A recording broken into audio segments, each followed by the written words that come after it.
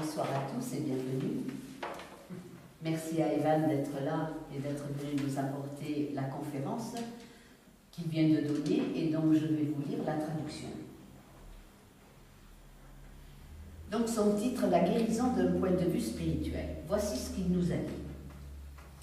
J'étais impatient, dit-il, de partager avec vous quelques idées sur la façon de ressentir davantage le pouvoir de guérison de Dieu en regardant la vie d'un point de vue spirituel.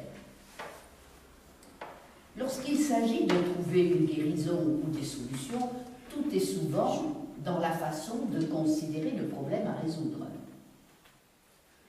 Au printemps dernier, dit-il, ma femme Cathy avait prévu de faire une randonnée en montagne avec une amie. La ville où nous habitons n'est pas très loin d'une montagne qu'on appelle la Badger Mountain.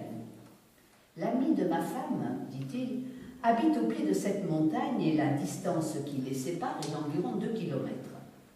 Le jour prévu, elle nous a appelés et pour nous dire que le temps semblait se gâter et qu'il était sans doute préférable de renoncer à la promenade. En regardant par la fenêtre, ma femme a vu des nuages noirs, mais elle a également aperçu un magnifique ciel bleu à l'horizon. Elle a donc répondu à son amie que, vue de sa fenêtre, la journée semblait prometteuse. Elle lui a envoyé une photo pour lui montrer ce qu'elle voyait. Après avoir reçu la photo, son amie a dit « Ce n'est pas du tout ce que je vois de ma fenêtre ». Et elle a envoyé à Cathy une photo qu'elle avait prise de sa cuisine, montrant de gros nuages menaçants. D'où elle était? La vue était bouchée, masquée par des nuages. Finalement, le ciel s'est éclairci, elles ont fait une randonnée en montagne sous un soleil magnifique. Mais après leurs échanges de photos, elles ont éclaté de rire et conclu fort justement que tout dépend du point de vue. Nous avons tous parfois de gros nuages noirs devant nous auxquels nous devons faire face. Aujourd'hui, j'aimerais vous exposer le point de vue de la science chrétienne. Il nous permet de voir au-delà des nuages de toutes sortes qui masquent notre vue.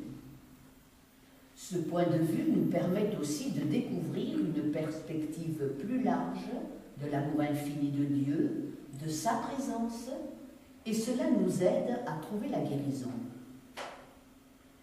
C'est un point de vue qui a souvent été mal compris. Pourtant, il peut vous apporter dans votre vie de grands bienfaits quand on sait exactement de quoi il s'agit. Pour être clair, lorsque je mentionne la science chrétienne, je parle d'une approche de la guérison basée sur la prière. Cette prière mène à une conception plus large de Dieu, de la santé et de la guérison. La science chrétienne a été découverte il y a plus d'un siècle par Mary Baker Eddy. Cette femme a consacré sa vie à comprendre la promesse de guérison contenue dans la Bible et à la partager avec le monde. Grâce à son étude approfondie des Écritures, Mary Baker Eddy a compris comment guérir en se basant sur les enseignements de Jésus-Christ. Elle a découvert que cette méthode était applicable à nos vies aujourd'hui. La science chrétienne n'est pas le pouvoir de l'esprit sur la matière, ni la pensée positive, ni la guérison par la foi, ni une espèce de guérison mentale ou une autre forme de méditation. Elle n'est pas la scientologie. Elle n'est ni médicale ni pharmaceutique. La science chrétienne est la science qui explique en détail comment Jésus guérissait et comment nous pouvons pratiquer ici même cette approche de la guérison purement spirituelle aujourd'hui dans nos vies. C'est une approche basée sur la prière que nous pouvons tous mettre en pratique. Mary Baker Eddy, la découvreuse de la science chrétienne, a connu bien des orages au cours de sa vie. Une maladie chronique, très tôt la perte d'êtres chers, de graves problèmes financiers, sans parler de la lutte qu'il lui a fallu mener dans la société du XIXe siècle, qui accordait peu de droits aux femmes et leur laissait peu de possibilités d'agir. Mais la lumière qui l'a guidée durant toute sa vie, c'est son amour profond pour Dieu et son désir de voir se réaliser la promesse de guérison contenue dans la Bible. Très jeune, elle a eu la conviction que l'on pouvait comprendre et mettre en pratique les paroles et les œuvres de Jésus. Lors d'une guérison qui allait transformer son existence à l'âge de 45 ans, elle a entrevu les lois de Dieu ou sciences du Christ qui gouvernaient la vie de Jésus.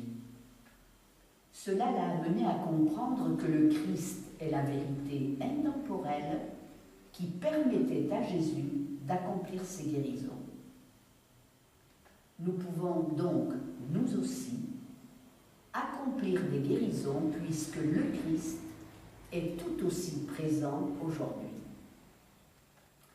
En priant et en poursuivant l'étude de la Bible, Mary Baker Eddy a compris que Dieu est esprit et qu'il crée toutes choses spirituellement.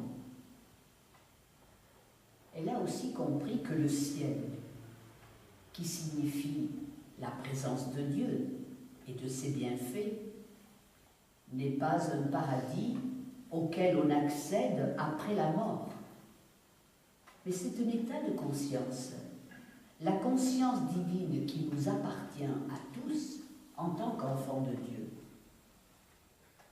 Mary Baker Eddy s'est rendu compte que Jésus était conscient de cette vérité et qu'il était venu l'enseigner aux hommes. Jésus savait que les bienfaits célestes sont présents ici même et maintenant même. Il a dit par exemple dans l'Évangile selon Matthieu, « Le royaume des cieux est proche ».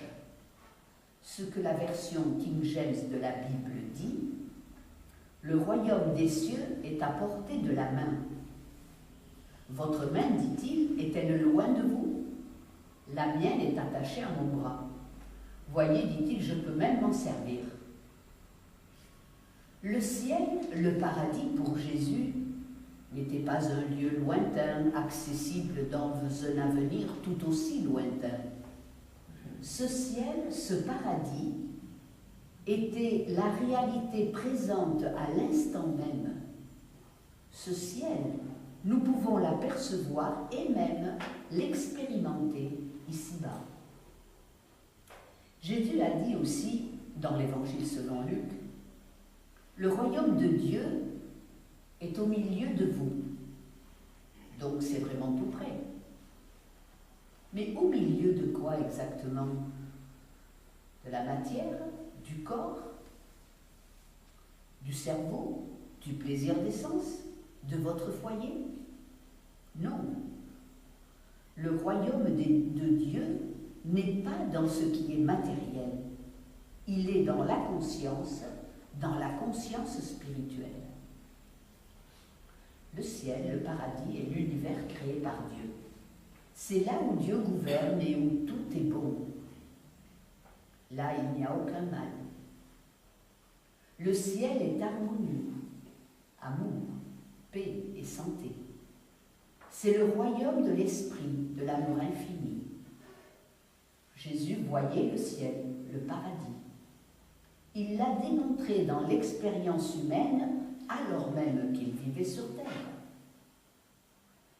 Mary Baker Eddy a commencé à voir que cette vision qui permettait à Jésus de guérir, c'était cette vision qui permettait à Jésus de guérir.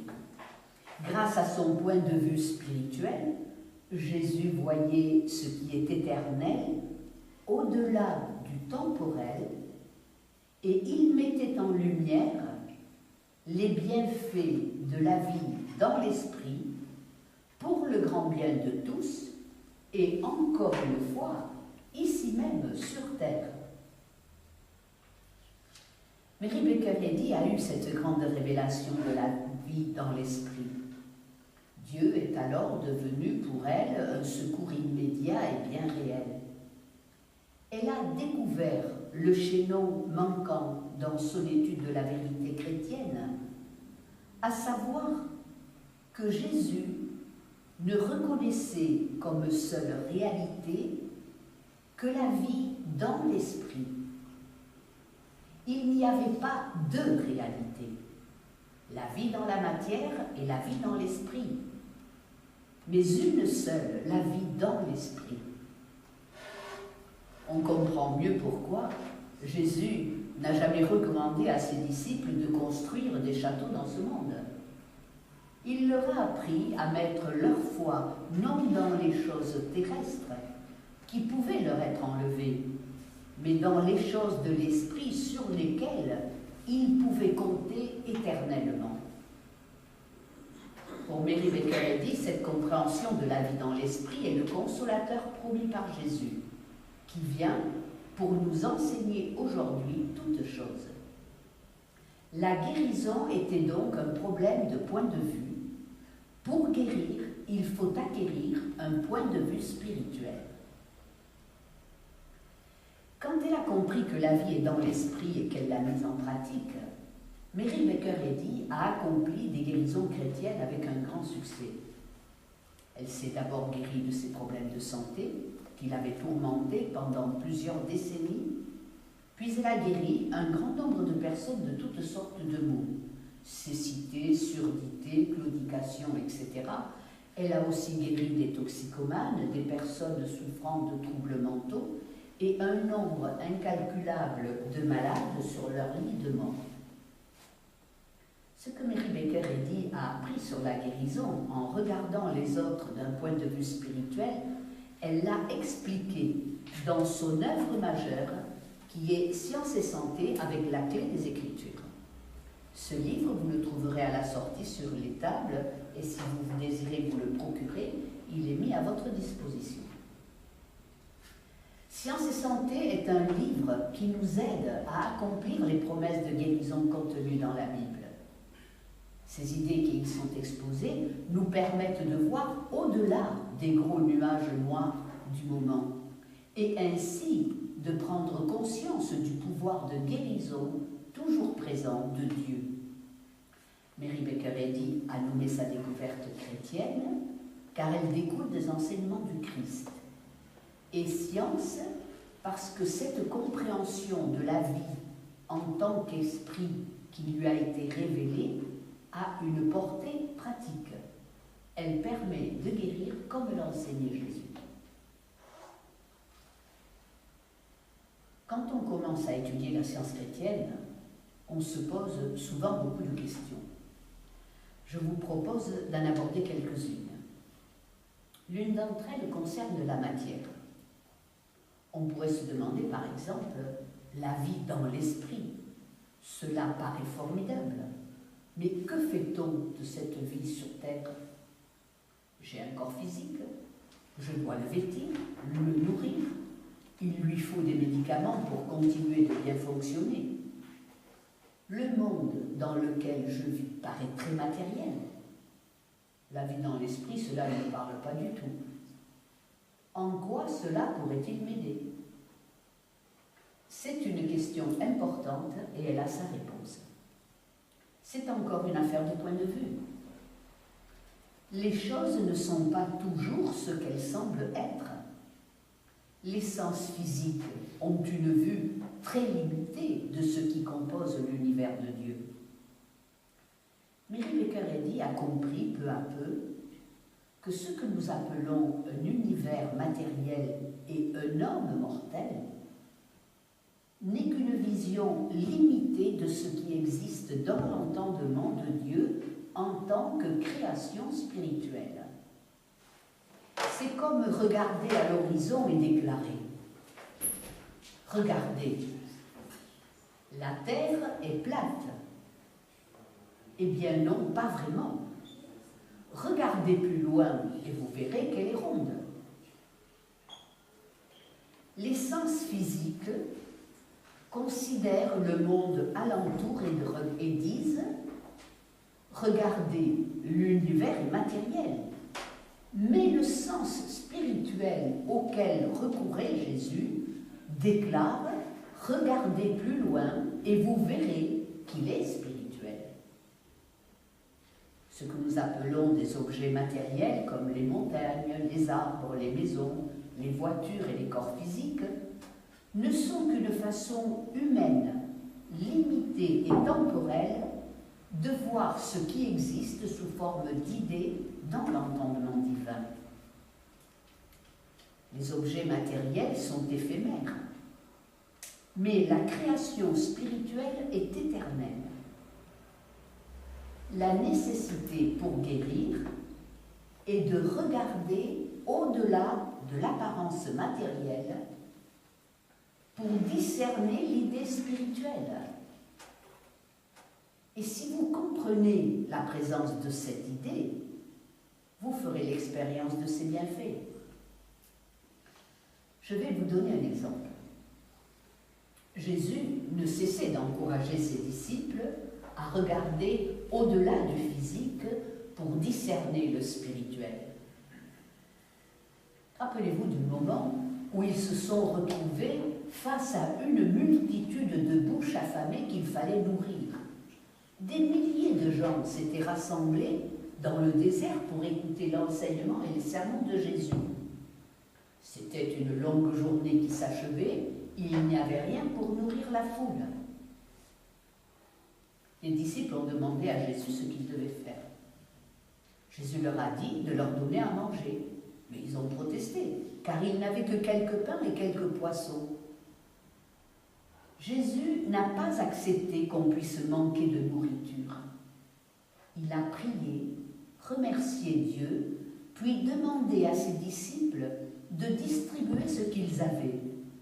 Et c'est ce qu'ils ont fait. La foule a été rassasiée et il restait plus de pain et de poissons qu'avant le début de cette distribution. Comment expliquer ce phénomène? Comment se fait-il que Jésus a vu qu'il y avait assez à manger pour tout le monde, contrairement à ce que voyaient ses disciples? Ils n'avaient pas le même point de vue que Jésus. Jésus avait un point de vue spirituel qui lui permettait de voir l'abondance invisible à l'œil physique, mais abondance bien réelle au sens spirituel. D'ailleurs, Jésus a reproché plus d'une fois à ses disciples ce manque de perception spirituelle.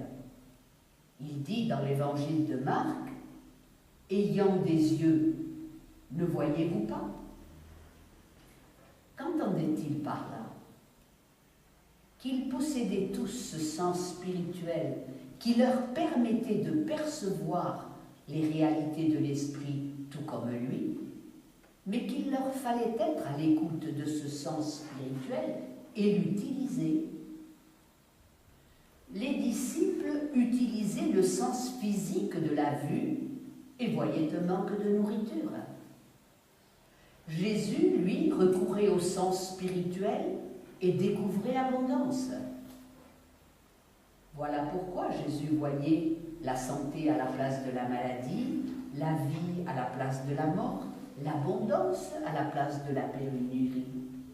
Parce que la conscience de Jésus était informée par l'intelligence divine, par l'entendement de Dieu. Jésus était donc toujours conscient d'une vie pleinement comblée.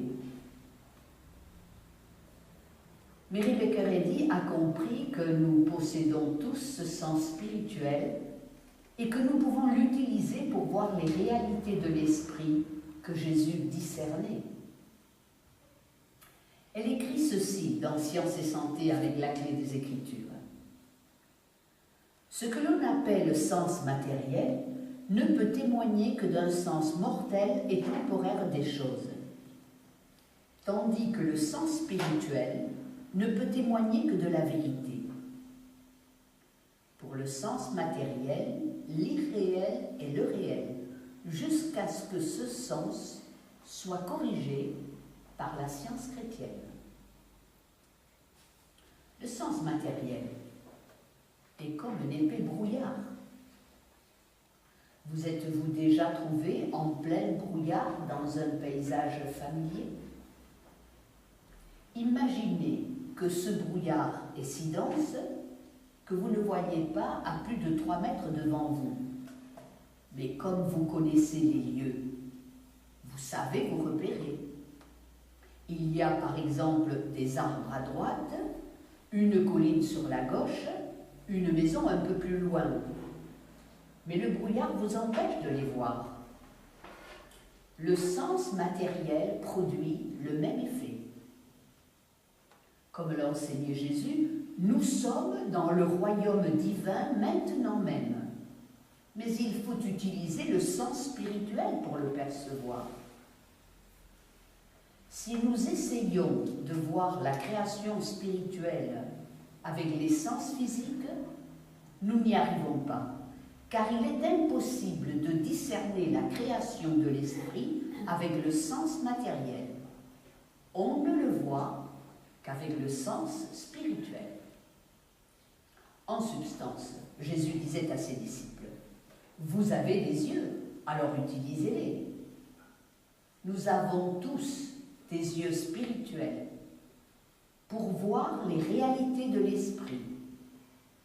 Et lorsque nous les utilisons, nous discernons peu à peu les bienfaits du ciel ici-bas. Là où nous pensions manquer de quelque chose, nous découvrons que nous l'avons. Là où nous pensions ne voir que la maladie, nous découvrons la santé et la guérison se produit. L'univers de Dieu n'est pas matériel, il est spirituel. Il ne saurait en être autrement. Dieu est esprit, comme l'enseignait Jésus. Dieu crée toutes choses à partir de sa nature.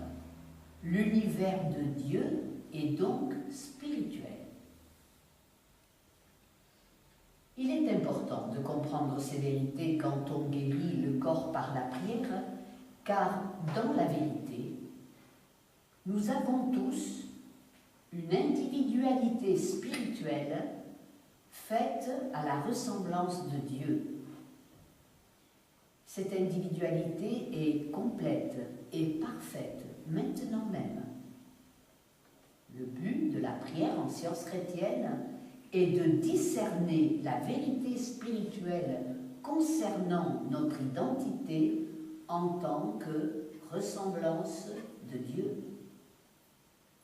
Cette vérité spirituelle élimine le problème matériel quel qu'il soit, problème qui nie que nous sommes complets et parfaits à la ressemblance de Dieu. J'aimerais vous donner un exemple. Il y a 20 ans, un de mes amis a commencé à avoir très mal au doigt. Le problème s'est aggravé au cours des 2 années qui ont suivi. Mon ami avait peur d'être atteint d'une forme d'arthrite chronique. C'est un scientiste chrétien. Il avait compris que Dieu est par essence esprit et qu'il était lui-même l'image et la ressemblance de Dieu. Sachant que dans son enseignement, Jésus établissait un lien entre les pensées, la prière et la guérison, il s'est aménagé des temps de prière. Durant l'un de ces moments, il a lu un témoignage d'une femme qui avait été guérie également de l'arthrite en apprenant à aimer davantage et à ne plus haïr. En fait, en apprenant à être l'expression même de l'amour de Dieu. Cette guérison a impressionné mon ami.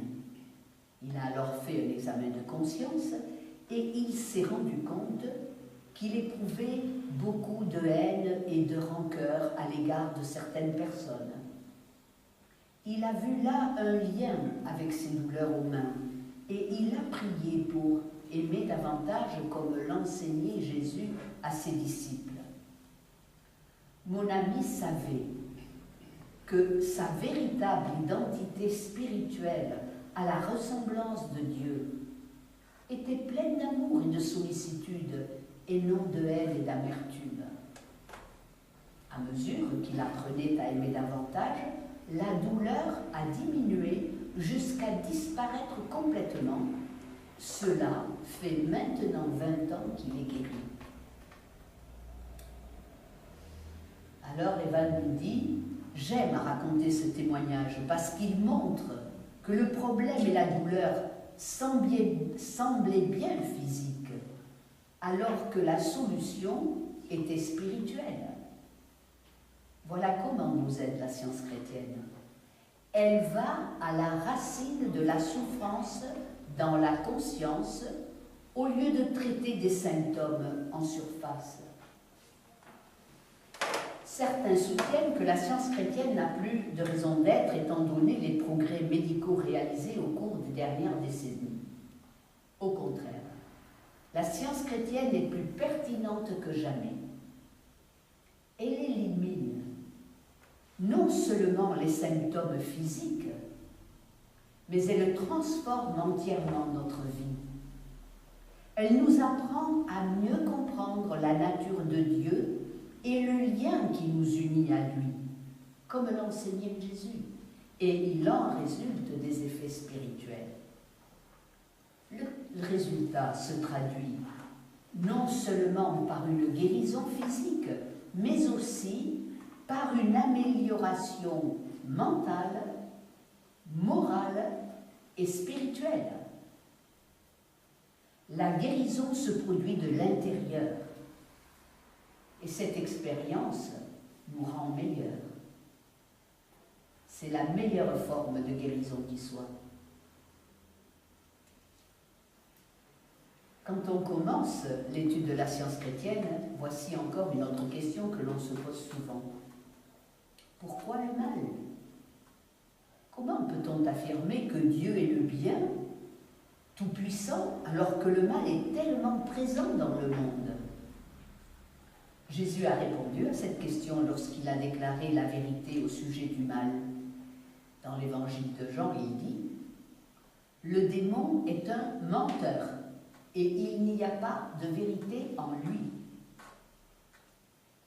C'est là un des points théologiques les plus importants du Nouveau Testament, mais on le laisse souvent de côté.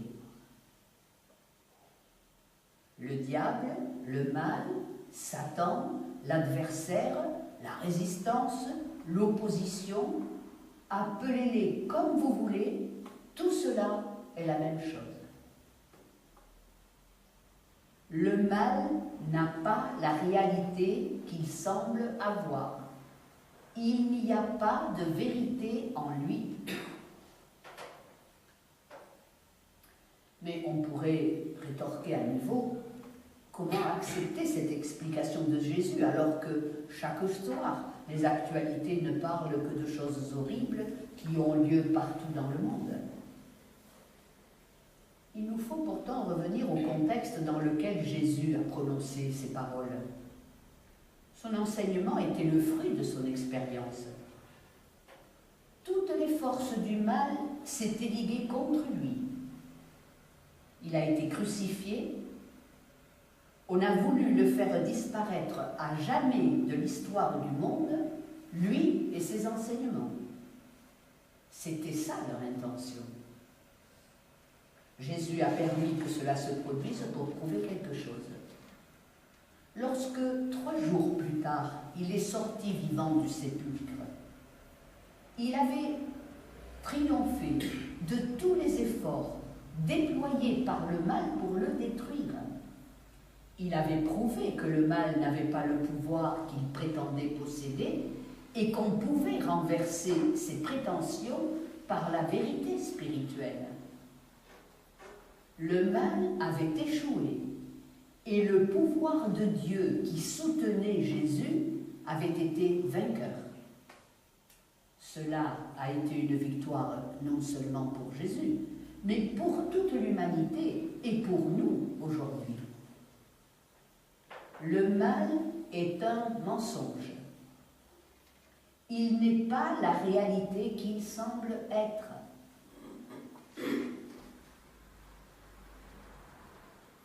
Pourquoi est-il si important de comprendre ce point? Parce que si l'on ne comprend pas que le mal est irréel, il est tentant de croire qu'il est vrai. Des questions et des doutes viennent alors à la pensée, comme « mon problème paraît si réel, je ne vais pas pouvoir en venir à bout. Mes prières resteront sans réponse. Je ne serai pas guéri, Dieu ne m'entend pas. » Et d'autres pensées de ce genre. Le découragement nous guette. La tentation d'abandonner la lutte et de céder au mal risque alors de prendre le dessus. Tout cela est l'œuvre du mal, du mensonge, de fausses croyances dans la conscience humaine. Ces croyances, ces mensonges doivent être démasqués et remplacés par une solide compréhension de la suprématie de Dieu et donc de l'irréalité du mal. Nous pouvons nous inspirer de David quand il a fait face à Goliath. Goliath était un monstre de bestialité qui menaçait de détruire l'armée d'Israël par sa taille, par sa force physique et sa puissance au combat. Tous ses adversaires avaient fui devant lui, excepté un humble berger du nom de David, qui connaissait Dieu, la toute-puissance de Dieu, avec qui rien ne pouvait rivaliser. Lorsqu'il a fait face à Goliath, David n'avait pas peur, il n'était ni impressionné, ni prêt à s'enfuir à tout moment. Il ne reconnaissait qu'un seul Dieu, le seul et unique Dieu, et il comprenait que Goliath ne faisait pas le poids face à ce Dieu tout-puissant.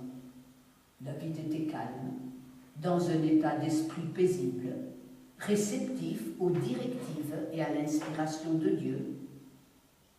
Il a vu quel était le point faible de Goliath. Il a lancé sa pierre contre ce point faible et le géant s'est écroulé.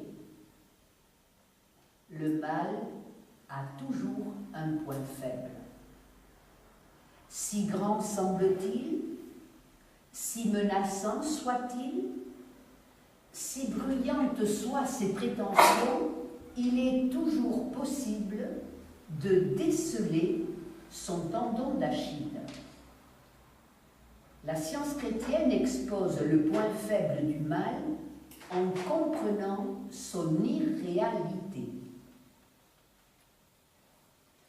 Reconnaissez clairement l'irréalité du mal quand vous priez, et il vous sera ainsi plus facile de déceler ce point faible lorsque vous affronterez les Goliaths du mal qui voudraient nous menacer et nous faire peur. Voici un autre exemple. Il y a plusieurs années, quand mes enfants avaient respectivement 8 et 11 ans, tous les membres de ma petite famille sont tombés très malades presque en même temps. D'abord un de mes enfants, puis le deuxième, ensuite ma femme et pour finir moi-même. Je priais pour tout le monde, l'un après l'autre, mais sans résultat. J'étais découragée.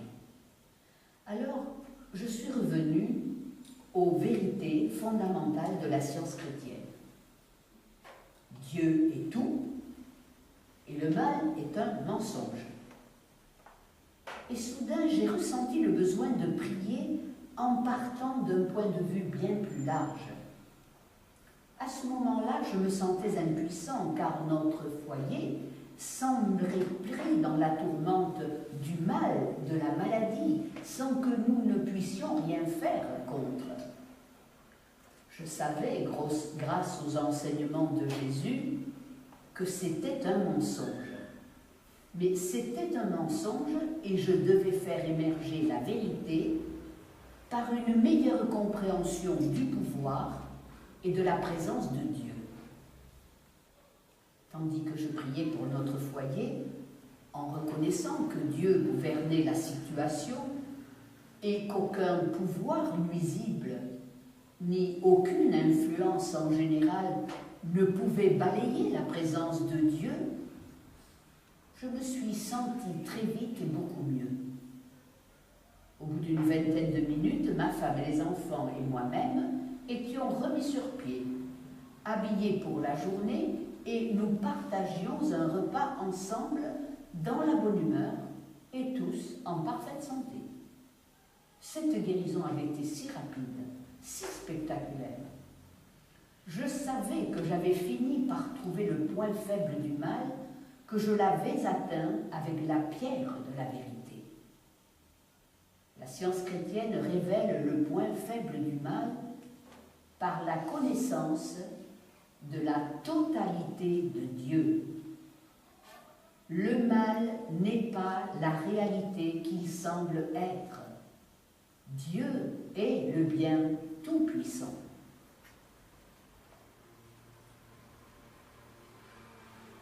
Voici encore une autre question qui revient fréquemment quand on se lance dans l'étude de la science chrétienne. Qu'est-ce que je vais faire si ma prière n'a aucun résultat? Si la prière ne répond pas à un besoin physique urgent, il faut opter pour le moyen le meilleur selon le besoin du moment. Mary Baker Eddy aborde ce point dans Science et Santé. Elle explique que si les scientistes chrétiens ne reçoivent pas d'aide en priant, Dieu les guidera néanmoins à faire un emploi légitime de moyens temporaires et éternels. Dieu les guidera néanmoins, oui, car Dieu nous guide toujours. Si vous vous laissez guider par la voie de la sagesse, vous ferez des choix judicieux qui produiront les meilleurs résultats. Mary Baker Eddy était réaliste concernant les démonstrations des scientistes chrétiens et la rapidité de leur progrès. Elle savait que nos démonstrations de la vérité seraient graduelles. L'élève qui apprend les mathématiques doit d'abord assimiler les règles de la multiplication et de la division avant de se lancer dans des problèmes complexes d'algèbre. Si vous abordez l'étude de la science chrétienne avec le désir de mettre en pratique ce que vous comprenez et que vous demeurez humble, étant donné tout ce qu'il vous reste à apprendre, alors vous prendrez de sages décisions et ferez de formidables progrès. Les scientistes chrétiens n'ont pas vocation à être des martyrs de leur foi. Ils prient pour agir de façon raisonnable et avec bon sens, en fonction des besoins du moment et de ce que leur compréhension de la vérité leur permet de démontrer. Lorsque nous avons eu nos 2 enfants, j'ai souhaité les élever en m'appuyant uniquement sur la science chrétienne, y compris en matière de santé, parce que cette façon de faire m'avait déjà valu tant de bienfaits. Mais j'ai dû effectivement répondre à cette question un jour. Que ferais-je si mes prières ne leur apportaient pas la guérison en cas d'urgence? J'ai retrouvé la paix quand j'ai vu clairement que le bien-être et la santé de mes enfants seraient toujours ma priorité. Cela était bien établi. Je savais que je prendrais toujours la bonne décision pour qu'il en soit ainsi. Durant les quelques 20 années que nous avons consacrées à l'éducation de nos enfants, la prière a suffi à répondre à leurs besoins en matière de santé un nombre incalculable de fois. Aujourd'hui, ce sont 2 adultes en parfaite santé.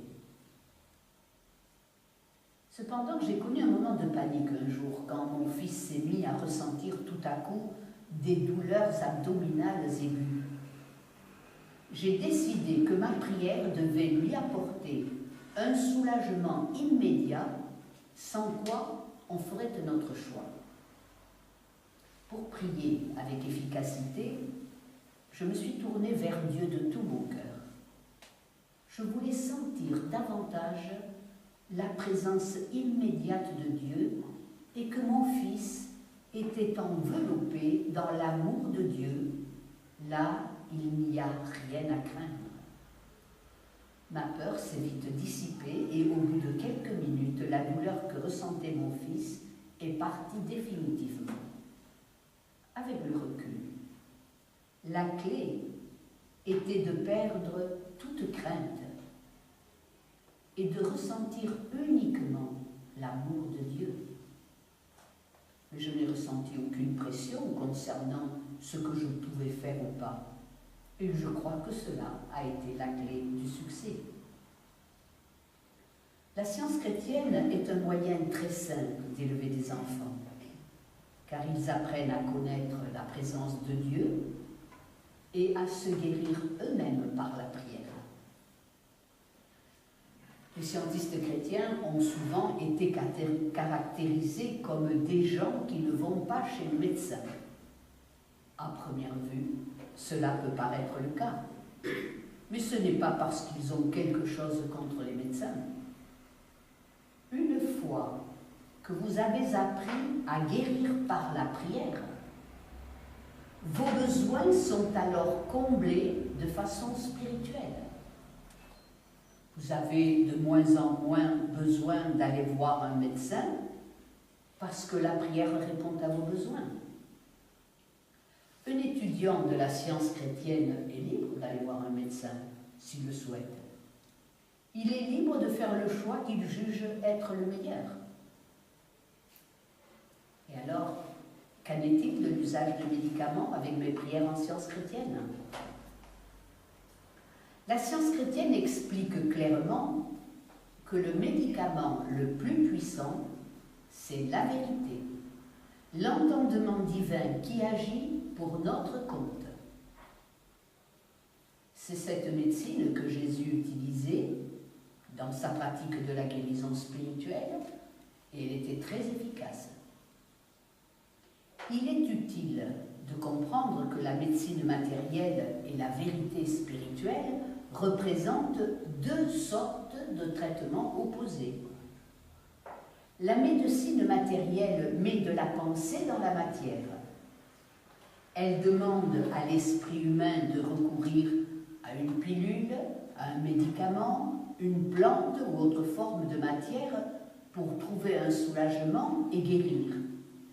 Alors que la vérité spirituelle oriente la pensée du patient vers l'esprit, Dieu, afin qu'il guérisse.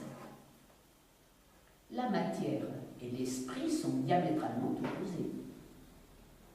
Chercher en même temps l'aide de la matière et celle de l'esprit, c'est vouloir regarder à la fois vers le nord et vers le sud.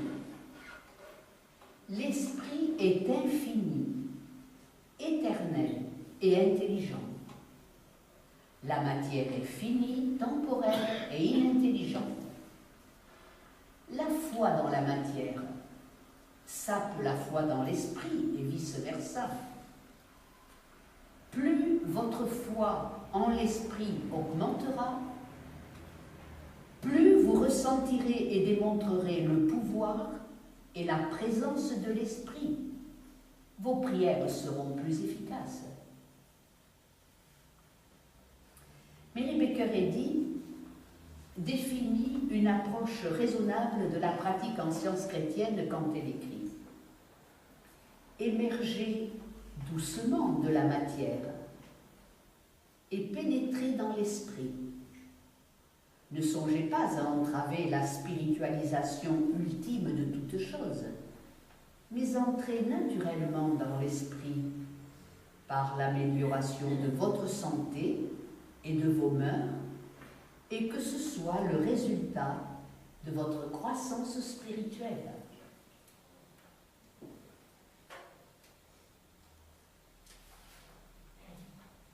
Chacun doit agir en fonction de ce qu'il est capable de démontrer. Nos guérisons ne peuvent pas être le produit de la volonté humaine. Elles doivent être naturelles, inspirées par la grâce, et le résultat de notre croissance morale et spirituelle. Alors voici encore une autre question. Et quelles sont les limites de la prière? La prière peut-elle résoudre les grands problèmes de l'existence ou seulement nos petits problèmes? Il y a 2 ans, une femme est entrée dans mon bureau. Elle avait des problèmes de santé dont elle voulait guérir par la prière. Puis elle a ajouté: au fait, j'ai une jambe plus courte que l'autre. J'ai du mal à marcher. Et la plupart du temps, parce que ma cheville est très souvent sensible et aussi très douloureuse. Est-ce qu'on peut guérir cela aussi? Je lui ai dit que nous allions prier à ce sujet et la voir telle que Dieu l'avait créée, c'est-à-dire en possession de tous ses moyens, de toutes ses facultés, sans problème, ni à la jambe, ni à la cheville. 1 mois plus tard, il n'y avait aucune amélioration. Elle m'a envoyé un email pour m'apporter des précisions. Au fait, écrivait-elle, ma jambe a été fracturée en 5 endroits lors d'un accident de ski quand j'avais 16 ans. Le chirurgien m'avait prévenu que cette jambe resterait plus courte que l'autre d'environ 1,5 cm. J'ai été opérée à la cheville et j'ai suivi des traitements durant les 9 dernières années, mais cela n'a fait qu'empirer. J'ai pensé que vous aimeriez le savoir. Je lui ai répondu par email. Oui, vous avez bien fait de me le dire. Nous allons vous voir du point de vue qui est spirituel. Dans mes prières, j'ai appliqué un grand nombre des points que j'ai abordés avec vous aujourd'hui. J'ai commencé par voir cette personne du point de vue de Dieu, c'est-à-dire avec une individualité spirituelle, complète, parfaite, créée à la ressemblance de Dieu. Cette individualité spirituelle n'avait jamais eu 5 fractures. Elle n'avait jamais été brisée. J'ai prié pour reconnaître que la déformation et la douleur étaient une image mensongère à son sujet et que la vérité spirituelle pouvait la renverser.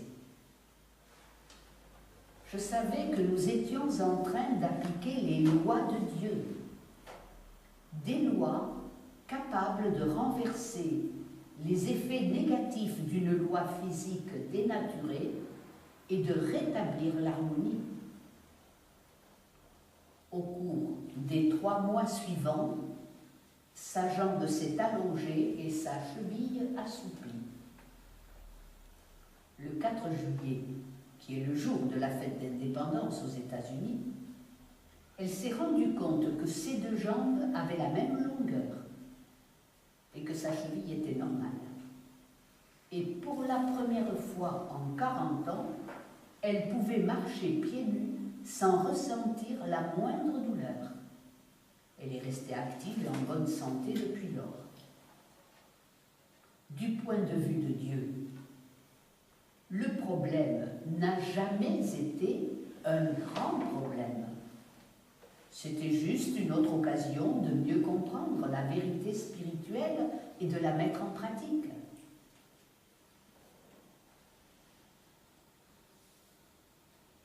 Je pense que je vais conclure. Voici ce qu'il nous dit. Pour résumer ce dont nous avons parlé aujourd'hui, j'aimerais citer ce passage de Mary Baker Eddy. Le scientiste chrétien s'est engagé à faire diminuer le mal, la maladie et la mort. Et il en triomphera en comprenant leur néant et la totalité de Dieu, le bien.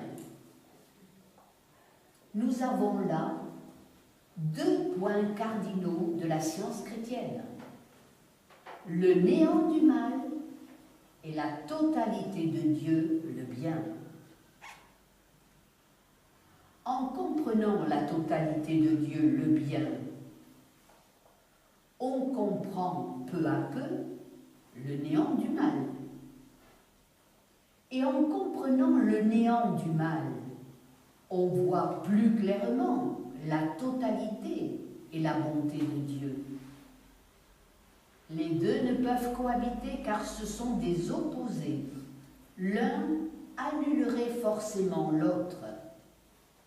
Mais comme Jésus-Christ l'a démontré, c'est le bien qui triomphe du mal et qui a le dernier mot.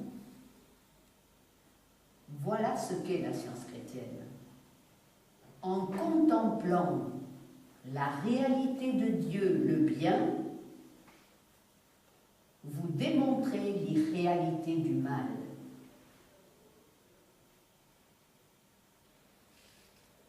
Dans l'expérience humaine, les orages vont et viennent. Mais d'un point de vue spirituel, la présence de Dieu se révèle éternelle et immuable. Le but de la prière en science chrétienne consiste à avoir ce point de vue spirituel plus large, la réalité du bien infini de Dieu. Car dans le royaume du bien infini, tout est bien. Il n'y a pas de mal. Plus aucun nuage sombre ne vient vous menacer. Il n'y a que le royaume des cieux, le royaume de l'amour, de la paix, de l'ordre, de l'harmonie et de la vie éternelle où Dieu gouverne et où le mal n'existe pas. Voilà quel est le point de vue de la science chrétienne. En l'adoptant, vous verrez s'accomplir des guérisons.